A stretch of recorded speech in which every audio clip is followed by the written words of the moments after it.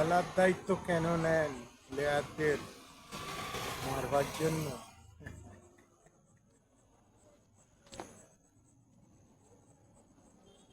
উচিত না।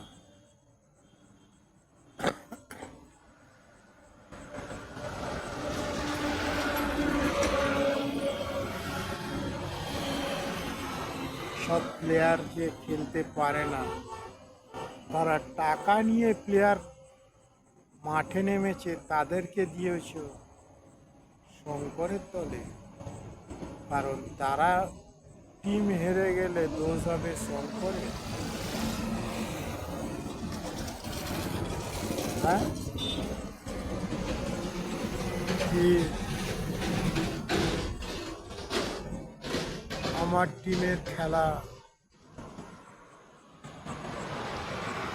তাহলে এবার আমার কথাই চলবে। প্লেয়ার আপনার আর কোনো ভ্যালু নেই এবার। এটা মাথায় রাখবে। সব ব্রিজের ওপরে যদি রক্ত ঝরে,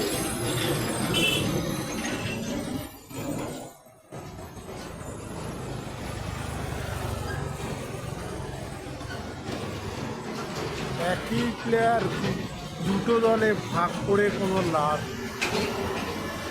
আজকের জানিয়ে দিলাম, তোমার প্লেয়ার তোমার দিকে, আর আমি অন্য দলের একাই একটা প্লেয়ার।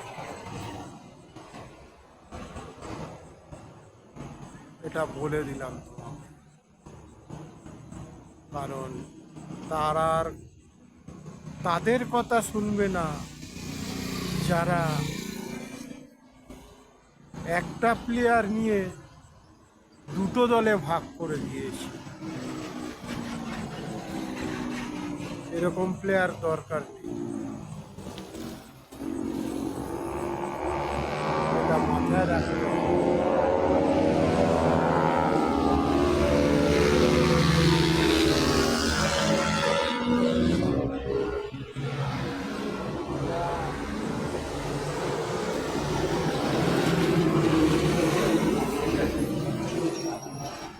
ছেঁড়া একটা দল, ছেঁড়া একটা চাল, তারা আমার সাথে খেলতে চায়।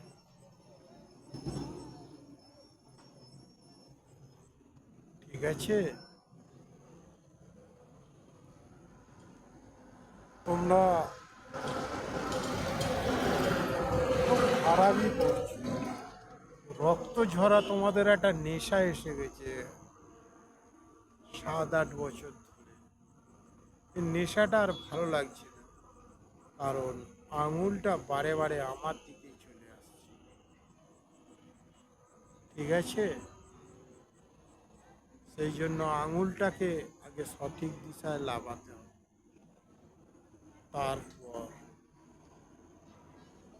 বুঝতে পেরেছে? খেলা খেলা করো না, খেলাটাকে এবার বন্ধ করো।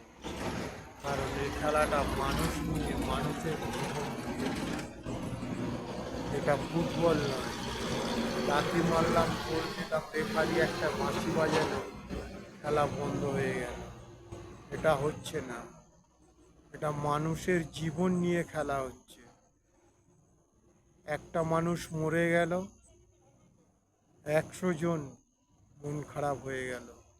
কারণ 100 জনার মন সেই একটা মানুষের দিকে তাকিয়েছিল, হয়তো কোনো আশার দিশা হতে পারে।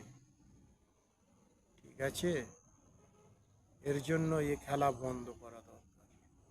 আর যে চালাতে চাইছে, প্রয়োজনে তার চালানোটাকেই বন্ধ করে দেওয়া দরকার। কী জন্য চালাচ্ছে, তার সিস্টেমটাকে, এই খেলাটাই দেওয়া বন্ধ করে দেওয়া দরকার। ঠিক আছে, তার ভালো লাগছে না।